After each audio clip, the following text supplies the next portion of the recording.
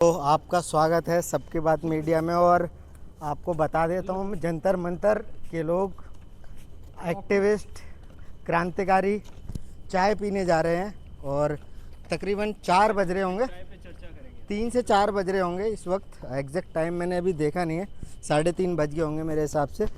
और 3:30 बजे हम लोग चाय पीने जा रहे हैं। तो भैया देखिए, ये मोदी जी के सपोर्टर आप लगा सकते हैं। मैं नहीं मैं मोदी जी का सपोर्टर नहीं हूँ फिलहाल। नहीं, उधर मैं कह था, रहा हूँ वो जो उधर था। उधर से जो आवाज आ रही है कि आप कहाँ जा रहे हो इतनी रात को, धारा 144 लगी हुई है। वो ये शायद बताने की कोशिश कर रहा है। तो साथियों, मैं आपसे कहना चाहूँगा कि इस समय हम लोग जंतर मंतर पे प्रोटेस्ट में शामिल हैं। मैं आज शामिल हुआ हूँ और भैया लोग काफ़ी टाइम से हैं। देश में इस समय ज़रूरत है, इस समय प्रॉब्लम आई है, सबके साथ है।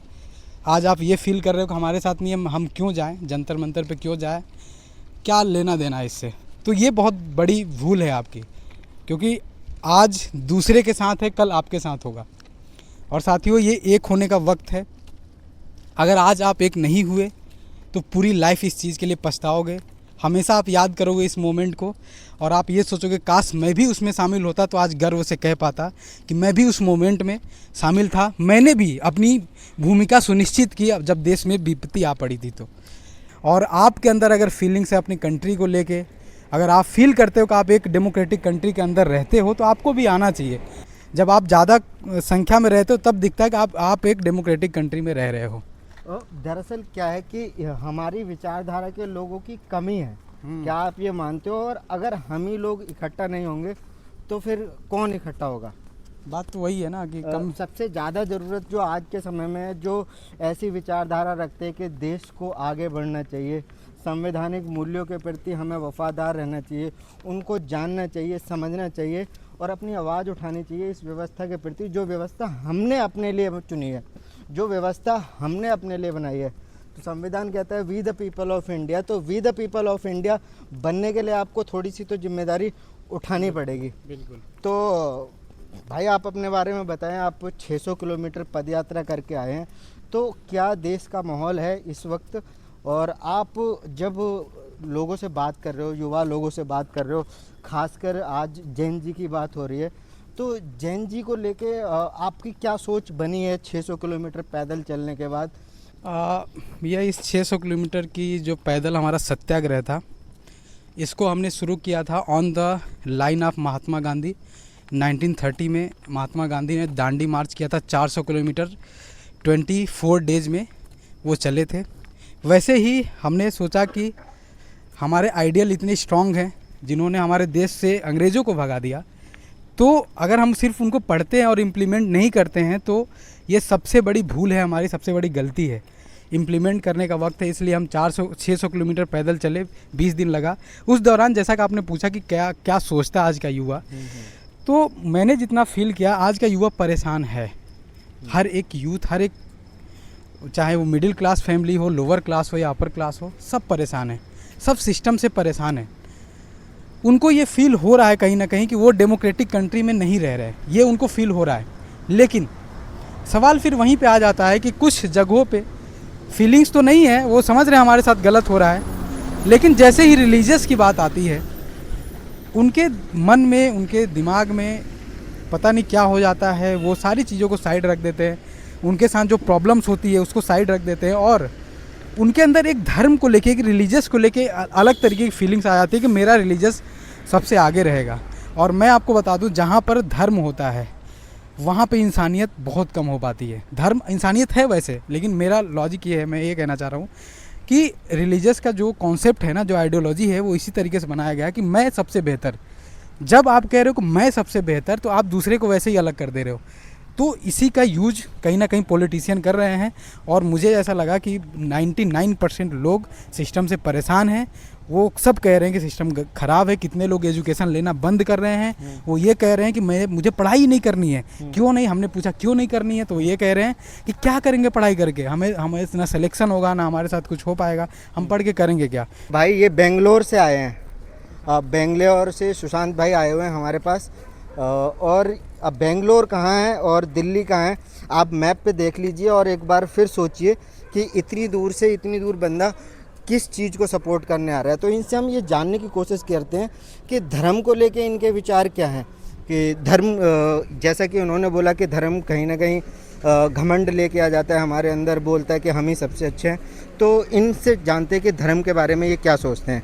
बताइए भाई। हाँ जी, मैं बोलने में उतना सक्षम तो नहीं हूँ, बट मैं इतना बता सकता हूँ कि धर्म को लेके काफ़ी बेसिक और सिंपल विचार है मेरा मानना ये है कि हर जगह हर टाइप के लोग होते हैं। किसी एक धर्म में एक टाइप के लोग, किसी दूसरे धर्म में एक टाइप के लोग, ऐसा नहीं होता है। हर धर्म में हर टाइप के लोग होंगे। तो I believe in humanity over religion. Humanity is the biggest religion is what I believe in. And अभी जो देश का हाल है वो मुझे लगता है कि पहले लोगों के मन में थोड़ा कम लेवल पे था वो धर्म का फैक्टर। मीठी हाँ, मीठी चाय की बात हो रही है। चाय मीठी अदरक वाली है। हाँ ठीक है। हाँ, मानो तो उससे बड़ा कोई धर्म नहीं है। Is the best religion in the world. वो तो है कि मानने वाली बात, बट आज की डेट में जो हो रहा है ज़मीनी हकीकत बिल्कुल अलग है। एक टाइम पे ये सारे जो धर्म से जुड़े हुए लोगों के विचार थे या जितने भी डिस्क्रिमिनेशन थे लोगों के मन में, थोड़ा बहुत एक एक्सटेंट तक थे। बट मुझे अब लगता है कि काफ़ी डॉग विस्लिंग हो चुकी है। डॉग विस्लिंग इज़ लाइक उस फ्रीक्वेंसी पे आप कुछ एक ऐसी ध्वनि भेज रहे हैं जो उन्हीं लोगों को समझ आती है। और ये पिछले 10 सालों में काफ़ी हुआ है। और काफ़ी लोग जो थोड़ा बहुत मानते थे वो अब उभर कर निखर कर बहुत ज़्यादा उस पर आ गए हैं। एंड आज की डेट में हमारे लिए हमारा रोटी, कपड़ा, मकान, शिक्षा, स्वास्थ्य, इन सब से ऊपर धर्म हो गया है। उन सब में लोगों को दिक्कत नज़र भी आ रही हो, मानेंगे कि नज़र आती है, बट जैसे ही धर्म की बात आती है तो हाँ धर्म तो खतरे में है भाई, धर्म खतरे में है। वो सबसे बड़ा फैक्टर हो जाता है लोगों के लिए। तो इस चीज़ को जब आप सोचते हो तो आप मुझे समस्या सबके पास है। हम सब ये सोचते हैं कि ये धर्म नाम की चीज़ जो है बहुत ज़्यादा समस्या दे रही है, हमें यूनाइट नहीं होने दे रही है, हमारे अपने अधिकार नहीं मांगने दे रही है और बेसिक ज़रूरतों को दबा दे रही है। तो इसका इलाज क्या है और इसका बंदोबस्त क्या है जो हम कर सकते हैं? बहुत तरीके हो सकते हैं। सबसे पहला बेसिक फाउंडेशन तरीका तो है शिक्षा, जिसी के लिए ये क्रांति अभी चालू है। तो अच्छी शिक्षा शुरू से, स्कूल से। मैं नहीं चाहूँगा कि अभी आने वाले बच्चे अपनी NCERT की बुक्स में बाल नरेंद्र के बारे में पढ़ें, तो जो कि मुझे लगता है कि होने वाला है। अभी जिस तरीके से NCERT के सिलेबस चेंज हो रहे हैं, हमारी हिस्ट्री ही चेंज कर दी जा रही है, तो आगे का जो बच्चा होगा, युवा होगा, वो क्या सीखेगा? तो बाल नरेंद्र सीखेगा, मगरमच्छ के बच्चे को घर लेकर आएगा। और वो हिंदू राष्ट्र को भी तो बचाएगा। इसके बारे में क्यों नहीं बोल रहे हो? तो हाँ, हिंदू राष्ट्र को बचाएगा, गौ माता को पॉलीथीन खिलाएगा, फिर पूजा करेगा। तो वही है कि शिक्षा अच्छी होनी चाहिए। ये अभी जो शिक्षा की बात हो रही है, इसमें नीट का एग्ज़ाम आ रहा है, UPSC के कोई पेपर आ रहे हैं, कोई और अलग अलग एग्ज़ाम आ रहे हैं जिसका आप हिस्सा नहीं हो शायद, देखिए। बट ये बात अभी सिर्फ ये 3-4 एग्ज़ाम्पल्स हैं, बट ये पूरी शिक्षा प्रणाली के बारे में बात हो रही है, ये पूरे एजुकेशन सिस्टम के बारे में बात हो रही है। अगर अभी ये चेंज चालू होगा तब जाके पूरे एजुकेशन सिस्टम में चेंज आएगा। बताओ क्या मूलभूत बदलाव हो सकते हैं शिक्षा में? मूलभूत बदलाव सबसे पहले तो स्कूलिंग जहाँ होती है उसी की बेसिक नेसेसिटीज़ मीट हो। चाहे बच्चा गरीब का हो या अमीर का हो, सरकारी स्कूलों में जो व्यवस्था है अभी, वो कम से कम सामान हो, एक ऐसी स्थिति में हो कि बच्चा जाके पढ़ पाए। स्थितियों के मामले में उसके अलावा ये भी कुछ बोल सकते हैं? बिल्कुल बोल सकते हैं, इनको बोलने दीजिए, फिर आप बोलिए। लो भाई, बोलो। अरे मैं अपने बारे में बोलना चाहता हूँ। हाँ बोलिए। मैं 30-40 लाख रुपए हार चुका हूँ तो जुए में। तो ये पैसा कहाँ से आएगा? मैं बहुत परेशान हूँ। बताओ। हम तो शिक्षा व्यवस्था की बात कर रहे हैं। आप बोलोगे मेरे से, आपने जो बाल हटवाए हैं, मैं बाल भी हटवा लूँगा आपके कहने से। लो भाई से बात करो। नहीं ठीक है। भाई ने बहुत अच्छी बात कही कि वो भाई इन्होंने जुए में पैसे हार लिए, शिकार हो चुका है वो सिस्टम का। विशेष मुद्दा है ये। शिक्षा की जब बात की जाती है तो इस तरीके की बात होने में चाह रहा कोई हूँ, आजकल के दिक्कत नहीं है। आजकल यही होगी। आजकल के यूथ के बहुत बाल टूट रहे हैं, इसके बारे में आपकी क्या राय है? हाँ बिल्कुल बिल्कुल, ये एक मुख्य मुद्दा है। सरकार को इस पे भी हिसाब देना चाहिए कि क्या आजकल के यूथ के बहुत बाल टूट रहे हैं, जनता जवाब मांग रही है। हाँ जवाब मांग रही है, शिक्षा पे बात नहीं बाल करनी, कैसे आएंगे? बालों पे बात करो। बाल आजकल की यूथ जनता जवाब मांग रही है, बाल कैसे? नकली बाल लगा जाएंगे बिक लो भाई साहब बहुत बढ़िया। देखिए, हाँ ठीक है, ठीक, कोई नहीं।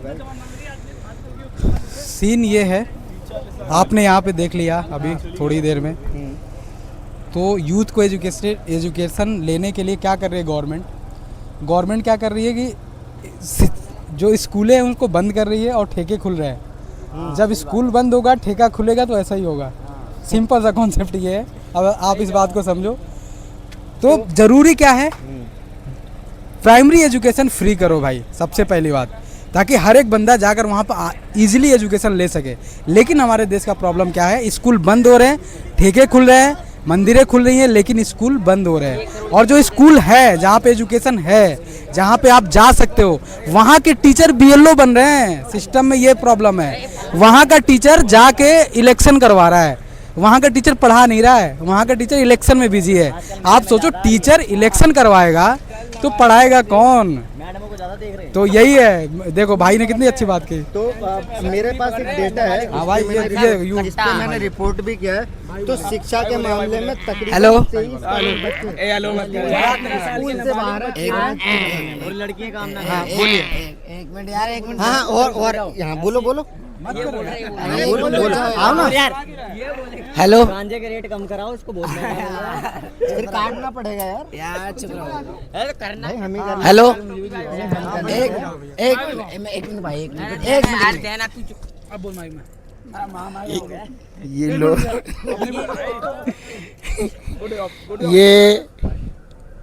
ये हम गुरुद्वारे पे आए हुए हैं। बलबीर की दुकान पे पकोड़े खाने, और कई लोग अरदास लगाने आए हैं बाबा श्री की इलाज हो जाए। लोगों की कलेजी बाहर आ गई, पट्टियां लगा के घूम रहे लोग। अपना ध्यान रखे और उल्टी सीधी चीजें ना खाए। और सबसे ज्यादा क्या, रात सुबह तो चाय पिए ही नहीं जैसी ये पी रहा है। अच्छा क्यों, क्या है इस चाय ये जितनी चाय पी रहा है उतनी गैस बना रहा है, में? अच्छा क्योंकि ये तो रात को घूम घूम के अपनी गैस खत्म कर देगा। और ये बलबीर को दिखाओ, बलबीर को, बस बलबीर नहीं, और भी बोलिए। तो हाँ कोई नहीं ब्रदर, सही है। तो बहुत मस्त। एक्चुअली बवासीर एक बड़ी बीमारी है और इसका इलाज होना भी जरूरी है। और ये लोग इन लोगों को मैं एक मिनट यार बोल तो लिया, कोई नहीं। हमें बोलने दो यार। अब देखो, बवासीर एक बड़ी बीमारी है और अस्पतालों में लोग इलाज नहीं मिल पा रहा है। एम्स के बाहर जाके देखिए, लोग बिस्तर डाल के 2-2 महीने पड़े, उनको ऑपरेशन की डेट नहीं मिल रही है। बताओ बवासीर का कैसे इलाज होगा? गुरुद्वारे सुनो मैं बताऊं। तो 4 संडे आके जाना पड़ेगा। मंगलदास बाबा की जगह वो गौमूत्र से भी होता होगा, ठीक? नहीं, वो तो पीना पड़ेगा। हाँ उससे भी ठीक होता है। वो भी एक पुख्ता इलाज है, आयुर्वेदिक इलाज है। गोबर खाने से? हाँ गोबर से भी हो सकता है। गोबर भी बहुत अच्छी चीज है। तो ठीक है दोस्तों, अब हम आपको अगले ब्लॉग में मिलेंगे। यही खत्म करते आज की बकचोदी यहीं खत्म करते हैं। नहीं अभी नहीं होगी। बोलो मैं पकड़ा। आज के युवा की, आज की जनरेशन की यही है, कुछ इस तरफ है, कुछ उस तरफ है। कभी उस तरफ से इस तरफ जाएंगे, इस तरफ से उस तरफ जाएंगे, मगर एक जगह जब तक नहीं आएंगे कुछ खास बदलाव होने वाला नहीं है। मजाक जितना मर्जी कर लो, सिस्टम को बदलाव चाहिए। और कब आएगा ये आप भाई को भैया इसको बोलो भाई। हेलो सर, कभी भी आपको यहाँ बंगला साहब घूमना हो, कभी भी नाइट में आपको चाय पकोड़े समोसे ब्रेड पकोड़े कचौड़ी वगैरह खानी हो, तो ये हमारे वीर जी के पास आ सकते हैं। मोड़ से आए उत्तम नगर क्षेत्र से, और ये हमारे भैया है, ये हम कभी भी आ सकते हैं यहाँ पे। चाहे रात में 3 बजे के बाद आप कभी भी आ सकते हैं। और ये मेरी टीम आ रखी है, पीछे देखिए। अरे यार, तो युवाओं की बात आप समझ सकते हो। इसके बारे में जिसने भी रिपोर्ट किया है कि क्या हालत है नशे को लेकर के युवाओं के। बाकी मैं आपसे बाद में बहुत ज्यादा हो रहे हैं, उन्हें कम कराइए। क्या दोबारा समझा नहीं? बॉटम का मीन्स नहीं समझ पाओगे। तो बताना चाहिए कम से कम कि क्या है। चैनल का नाम क्या है आपका? अच्छा अच्छा, चैनल का नाम क्या है? चैनल का नाम यार अभी बनाया नहीं, चैनल बनाऊंगा।